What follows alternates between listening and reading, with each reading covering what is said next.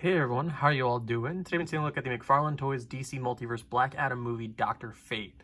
And this guy is so fun. I've had him out of the package for a few minutes now, and he has so much detail and so much intricate work on him that I didn't expect. It's hard to tell on like the a couple trailers that we've gotten of him, but he's so incredibly detailed and he's so fun. And the articulation obviously leaves something to be desired in the midsection because I haven't done any modifications to it yet, but I will. I will make a video on how to upgrade McFarlane Toys figures articulation in the midsection because it's a very simple thing to do, and it makes the figures go from like a 6 out of 10 to like a 9 and sometimes even a 10 out of 10. So yeah, without further ado, let's get into what he comes with.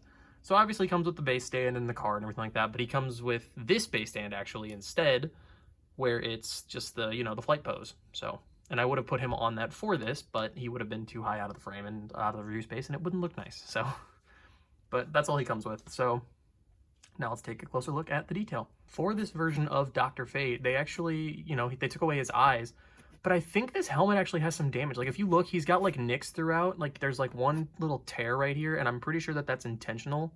And he's got like a couple little nicks on like the gloves and the boots a little bit here and there. But the helmet is like the biggie. There's like a huge gash right here. It's like a dent. Another one here. He's got like what looked like there would be an eye hole right there. So like it's almost like an eyebrow shape, but then it's not that way on this side. As well as he has an ear exposed, like the classic look of the suit. And there's some like gashes and stuff right here, as you can see. But then, you come around, there's like some detail on the back here, but he doesn't have the ear exposed on this side, but there is a dent. So I wonder if like maybe throughout his battles and stuff like that, he decided that he wanted to, like maybe it started out looking like this and then it got damaged and all that stuff. And he just needed to be armored, Who knows? But it's really cool that both he and Hawkman actually have some wear and tear on them because they've been the JSA for, who knows how long whenever the movie picks up. So that's really cool.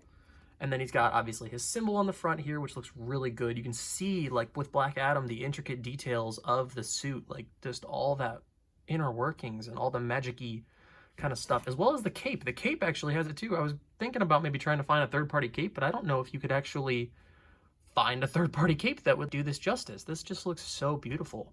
He's got a little bit of markings on the back here as well. This is all rubbery, by the way, so like you don't have to worry about the articulation getting in the way, which we will go over that in a moment. He's got the little bit around his midsection, and then the boots look great as well. This is just the detail that they've put into the suits for this film all look phenomenal. I have not gotten Cyclone or Sabak or Atom Smasher yet, either version of him, but I may after the film comes out. It just kind of depends on how I feel about their characters and stuff like that, because as for Dr. Fate and Black Adam and Hawkman, I have prior love prior to this movie for those characters, so that's why I had to get these, and I'm excited to see them, and I'm excited to put them with some Justice League characters as well, which also, the gold, he has gold on the inside of his cape too, which looks really nice. Mine was actually, I had to glue this back because his cape was not secured on the figure. I went to move it, and I was like, wow, that has some crazy range, and then I was like, what's wrong with it? And it was because the glue had come off. But now, let's take a look at his articulation. So as I said, I haven't done any mods yet, none to the neck or the torso or anything like that. So it can go that far back, little down, tilt like crazy though, rotation, shoulders go out that far, rotate up. You can get them to go all the way around, but it is, running into the rubber right here.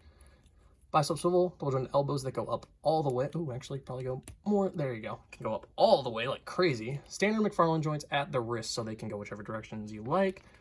His torso can go back decently far. Torso can only go that far forward. Not great, but after the modification, it'll look great. Tilt to the sides, no problem. Rotation at both. It's a little stiff, but you can do it. Legs go out all the way, so we can get that magic kick and just, straight up like spin in a circle and just take out everybody. Legs go that far back and that far forward. Oh, damn. That's actually really nice. It starts to jut out a little bit on the back, but not bad. He's got a little bit of thigh swivel going on up at the joint there. Double jointed knees that go up that far. Standard McFarlane, no boots or anything like that. Standard McFarlane joints at the feet so they can go back that far, up that far, toe joint as it just did, and then of course can go any direction that you want because it is standard McFarlane joint. Without further ado, let's get into some size comparisons. For his fellow wave mates in the movie figure comparison, here he is next to the Black Adam and Hawkman, and I did modify Hawkman's wings as I talked about in the Black Adam review from yesterday. But I think this looks really good. I think they look really nice together. I think maybe, as I said in the Black Adam video, I think Black Adam might need to be a little bit taller. But you might be able to bring his legs a little closer together to make him a little bit taller. Yeah, like that. And then just, you gotta be careful about his standing, but I think that looks fine. As for another DC EU figure, here he is next to the Justice League Batman that I did customize, and then the retro Marvel Legends Captain America, and I think this looks good as well. I think if you want to put Dr. Fate with your Justice League figures, you can, and then if you want to, you know, have him cross over with Marvel Legends, you could do that too. You just gotta fudge it quite a lot, but, you know, it wouldn't be that difficult. Because I like this scaling that they've gone with for these, because the Batman, when he came out, he was a little too short for the rest of the Justice League figures, but he's perfect for the Black Adam movie figures, so that's really exciting. And then, as always, here he's next to the Mezco Netflix Daredevil, and then for shits and giggles, here he is next to the Marvel Legends Rhino from the Retro Wave, or Retro series, and I think this looks good as well. If you wanted to have, they all kind of have pointed horns a little bit, because Dr. Fate actually has like a little bit of a horn kind of thing going on right there. I didn't even realize that. Overall, I really enjoy this figure. He has crazy detailing like the Black Adam figure does, and his articulation's pretty good. After the modification, I think it's going to be even better, and maybe I'll try to get a third-party cape. You know, it won't be as detailed, but it could just elevate that figure so much more. And I've seen a lot of people do some head swaps, as well as putting like the Injustice helmet on here to have where he has eye holes and stuff like that.